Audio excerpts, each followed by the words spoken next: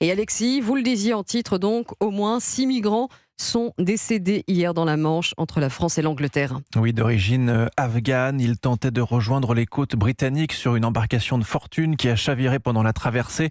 58 à 59 personnes ont tout de même pu être sauvées par les navires français et britanniques, mais 2 autres personnes étaient encore portées disparues hier soir. Un drame qui s'est malheureusement déjà produit par le passé dans la Manche, dans ces conditions, parfois tout s'accélère. Écoutez Antoine Bienvaux. Oui, moins de vent, moins de vagues et donc plus de migrants qui ont tenté de traverser la Manche ces derniers jours. Selon le ministère de l'Intérieur britannique, 755 personnes sont arrivées sur la seule journée de jeudi, un record depuis le début de l'année.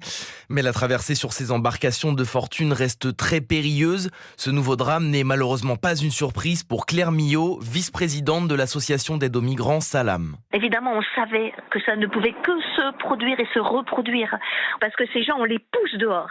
C'est la politique actuelle de non-accueil en France qui les pousse à monter sur ces canaux. Quand vous vous rendez compte qu'à Calais, c'est 1 jour sur 2 qu'ils sont chassés de l'endroit où ils ont planté leur tente.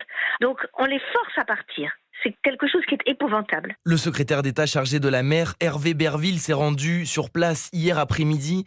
Il affirme de son côté que les coupables sont avant tout les passeurs à l'origine de ces traversées clandestines, qu'il n'hésite par ailleurs pas à qualifier de criminels. Les autorités estiment qu'environ 1 millier de migrants attendent actuellement un passage sur le littoral nord de la France. Antoine Bienvaux pour Europe 1. Les recherches ont été suspendues pendant la nuit mais vont reprendre ce dimanche.